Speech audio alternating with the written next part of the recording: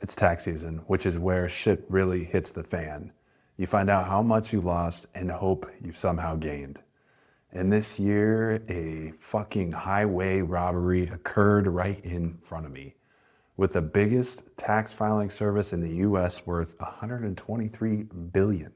I'm a product designer. I write about this stuff on the daily, and still I didn't even see it coming. So either I'm bad at my job or TurboTax is very good at theirs.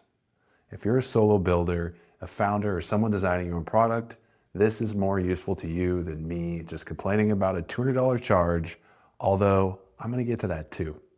Here's what happened and the rule I'm taking into every product decision going forward. I went through the entire flow, answered every question. It felt like days had passed.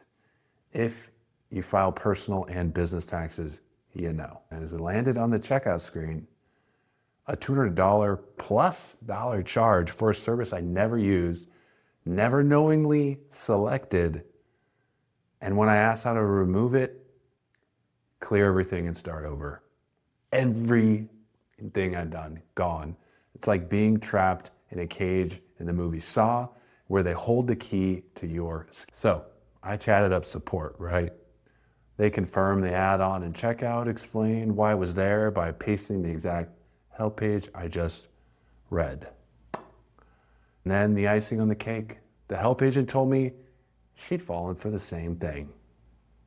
Your own support staff is getting caught up in your UX traps. Talk about a shitty user experience when the people explaining it to their customers don't even understand it themselves. I flipped over my desk, in my mind at least. Very helpful. Totally normal advice from a multi-billion-dollar company. The way they built this is textbook. And once I show you how it works, you will never unsee it in another product again, including yours. I want you to clock something here because the exact setup, the cage, the sunk cost, the too late to go back moment, I've seen founders do the same. And I know it's not on purpose because the builder copied what looked like a normal flow from a bigger company. And that company, sure, it was doing this on purpose, but we'll get into that. Here's exactly how they built the trap. The epitome of Fitz Law in action.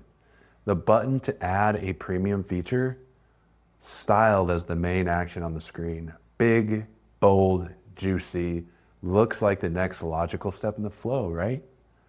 The button to skip it, a text link, small, easy to miss, especially when you're in motion, trusting the interface. So you move through the whole thing. It's been hours already, and by the time the charge shows up at the checkout, your entire return is already done. They know most people don't start over. This dark magic CTA swap, a pattern where the main call to action on screen is flipped. The thing you think you're doing is not what you're actually doing. And it stacks with a sunk cost trap. By the time you see it, they're betting that you'll eat the charge like a stack of pancakes. That they know people will use the product and they'll keep making money from the people who aren't paying close enough attention. Somebody in a design review approved this, and it's on purpose. Here's the rule.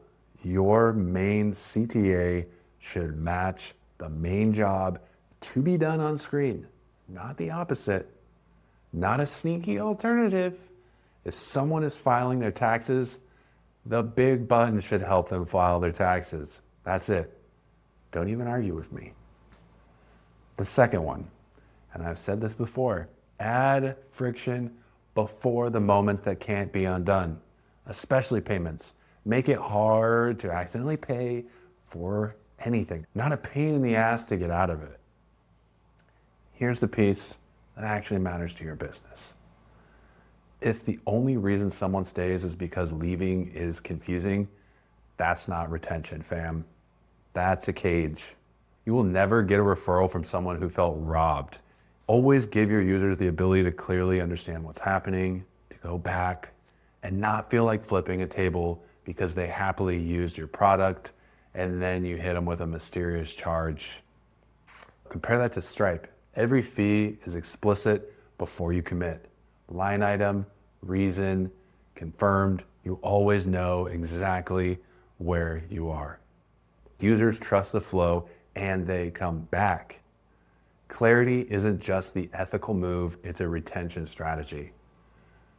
I'm curious now, what business do you want to run? The one that bets on confusion or the one people come back to because they trusted it? I break down how to make money with your product in 3 minutes every week in Product Potion. The link is in the description. And don't forget last week's video on how DoorDash app magically opens people's wallets so you can learn to do the same with your product too. Thanks for watching. I'll see you in the next one. Adios, amigo.